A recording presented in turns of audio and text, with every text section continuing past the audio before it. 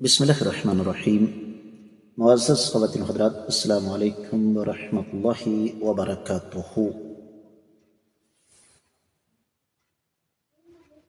لعان کا حکم کب نازل ہوا؟ اس کا پس منظر کیا ہے؟ کس صحابی کے بارے میں یہ نازل ہوا تھا؟ یہ ہے ہمارے آج کے حدیث کے سبق کا موضوع۔ مشکوٰۃ المصابیح کتاب النکاح باب اللعان 3314ویں حدیث کتاب میں اور چوتھی ہے باب میں۔ حدیث تھوڑی سی طویل ہے، لیکن انشاءاللہ ہم کوشش کریں گے کہ اختصار کے تقاضوں کو مد نظر رکھتے ہوئے انشاءاللہ تھوڑے وقت میں اس کو ہم آپ کے سامنے رکھ دیں۔ الفاظ سماعت فرمائیے گا۔ یہ حوالہ میں اس کا بعد میں آپ کی خدمت میں رکھتا ہوں۔ وعن ابن عباس رضی اللہ تعالی عنہما ان ہلال بن امیۃ رضی اللہ تعالی عنہ قذف امرأته عند النبي صلی اللہ علیہ وسلم بشریک بن صحماء فقال النبي صلی اللہ علیہ وسلم البینہ او حدا فی ظہرک فقال یا رسول اللہ صلی اللہ علیہ وسلم اذا رأى احدنا على امرأته رجلا ينطلق يلتمس البینہ فجعل النبي صلی اللہ علیہ وسلم يقول البینۃ بلکہ البینۃ وإلا حد فی ظہرک فقال ہلال والذی بعثک بالحق انی لصادق فلینزلن اللہ ما یبرئ ظہری من الحد فنزل جبریل وانزل علیہ والذین یرمون ازواجهم فقرأ حتى بلغ ان كان من الصادقین فجاء ہلال فشہد والنبی صلی اللہ علیہ وسلم ان اللہ یعلم ان احدکما کاذب فہل منکما تائب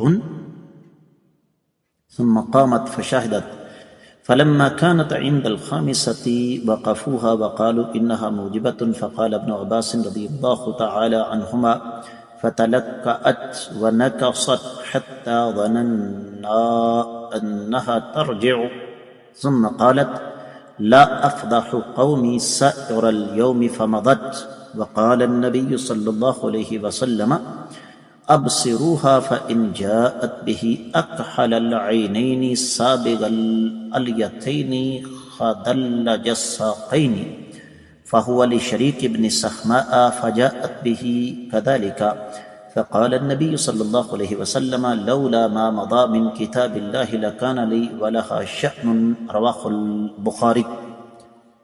معزز خواتین و حضرات، یہ حدیث صحیح بخاری میں ہے اور تفصیلی حوالہ آپ کی خدمت میں رکھ رہا ہوں۔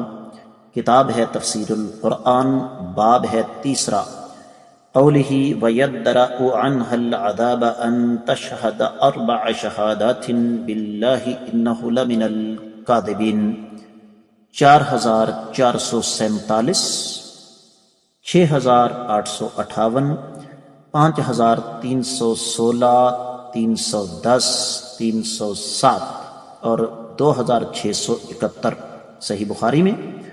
صحیح مسلم میں 3758، سنن ترمذی میں 3179، سنن ابی داؤد میں 2255 اور پھر سنن ابن ماجہ میں 2067، مسند الحمیدی میں 528۔ حاصل کلام یہ ہے کہ روایت کوئی اجنبی نہیں ہے، بڑی معروف روایت ہے جس کی سند پر کسی قسم کا کوئی شک و شبہ نہیں کیا جا سکتا۔ ترجمے کی طرف بڑھتے ہیں۔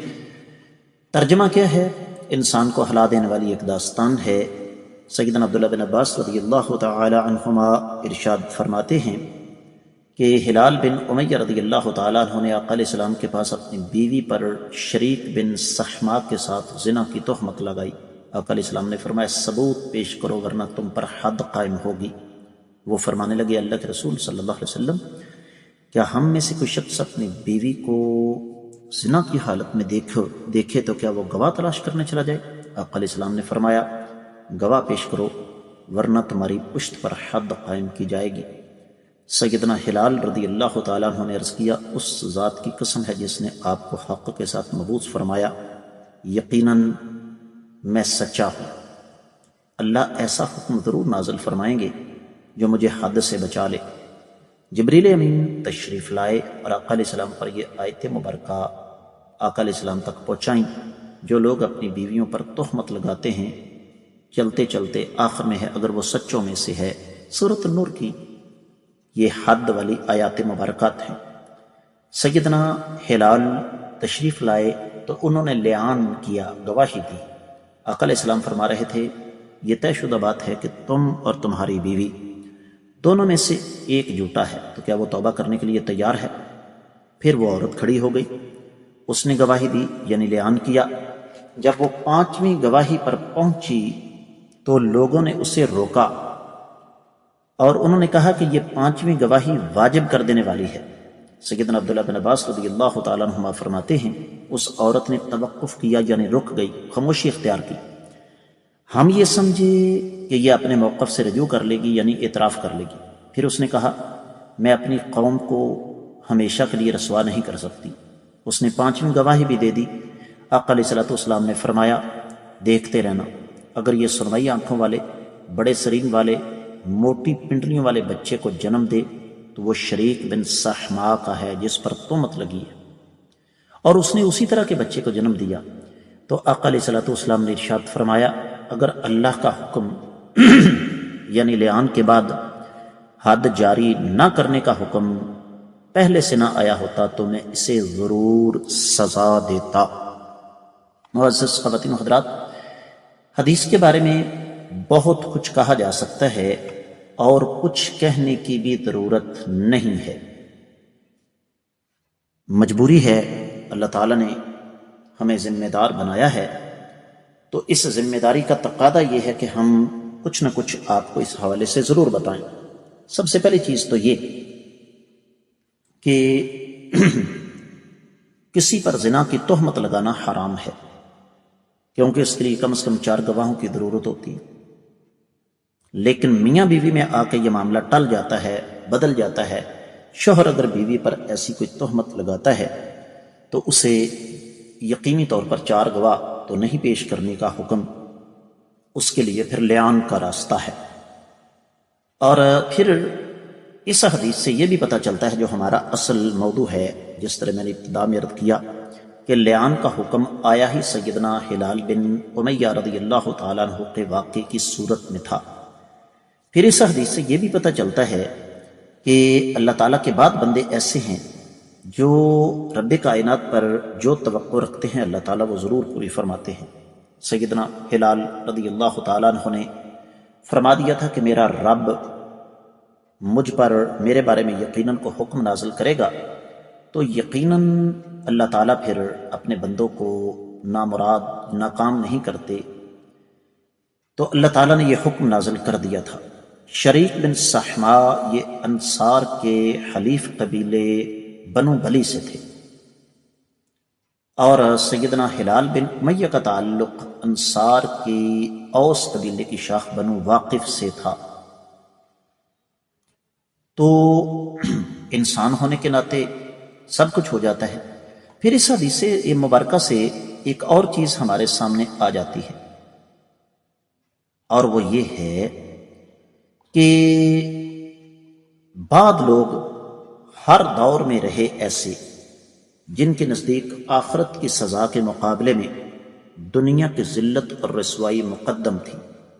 اگر وہ عورت اعتراف کر لیتی تو یقیناً آخرت کی سزا سے تو بچ جاتی، دنیاوی طور پر ہی نقصان ہوتا، لیکن اس نے ایسا نہیں کیا۔ اور اس حدیث سے ایک اور چیز بھی ہمارے سامنے آتی ہے معزز خواتین و حضرات، وہ یہ کہ جہاں پر اللہ تعالیٰ کی حدود کے معاملے میں اللہ تعالیٰ کا فرمان آ جائے، وہاں پر واضح ثبوت ہونے کے باوجود حد نافذ نہیں ہوا کرتی۔ آقا علیہ الصلوۃ والسلام نے جب لعان کروا دیا، بعد کے حالات نے یہ ثابت بھی کر دیا کہ وہ عورت جھوٹی تھی اور اس نے خود کہا بھی کہ میں اپنے قبیلے کو رسوا نہیں کروں گی، تو آقا علیہ الصلوۃ والسلام نے اس کو سزا نہیں دی۔ کیوں نہیں دی؟ کہ جب آخرت کی سزا کا تمہیں خوف نہیں ہے تو دنیاوی سزا تمہیں کیا دی جائے؟ تو اس سے اسلامی قانون کا ایک بہت اہم پہلو بھی ہمارے سامنے آتا ہے۔ بڑی قدیم حدیث ہے، بڑی عبرت والی حدیث ہے۔ مجھے اور آپ کو اس پر ٹھنڈے دل سے غور و فکر کر کے اس سے بہت سارے اسباق سیکھنے چاہیے۔ اس کے ساتھ ہی آج کے سبق سے اجازت چاہوں گا۔ السلام علیکم ورحمۃ اللہ وبرکاتہ.